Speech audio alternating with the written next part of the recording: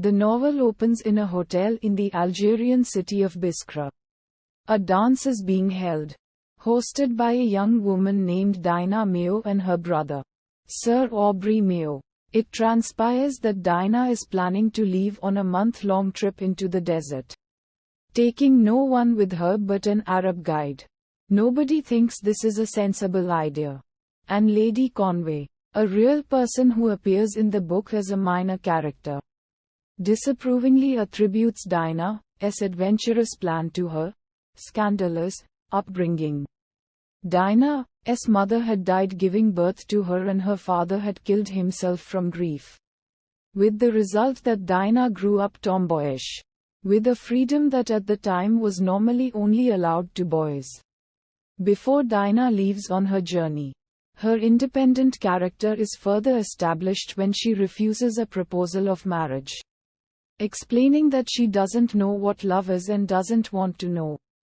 Once she begins traveling in the desert, it is not long before she is kidnapped by the eponymous Sheik, Ahmed Ben Hassan. It turns out her guide had been bribed. Ahmed takes Dinah to his tent and rapes her, an event that happens off stage. Between the second and third chapters, Dinah spends a few months as Ahmed's captive, being raped regularly and brooding on her hatred for him and her self-loathing. Eventually, she is allowed increasing liberty and starts going riding with Ahmed's valet, Gaston. One day, she manages to escape Gaston on one of these rides and gallops away. She is quickly recaptured by Ahmed, however, and as they are riding back to camp, she is overcome by the sudden realization that she is in love with him. She knows she can say nothing of this, as Ahmed, who claims to find love dull, will send her away if he learns of her love. Over time, as Dinah submits to Ahmed's violent treatment of her, she regains his trust. It is made clear that he is punishing her because she is English, but not why he is doing this.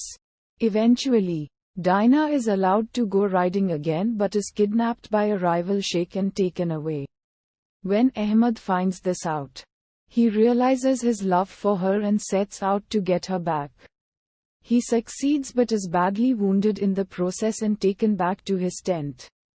There, one of Ahmed's friends explains to Dinah why he hates English. His father, who was English, had dreadfully mistreated his Spanish mother, and Ahmed had sworn revenge on the entire English nation as a result.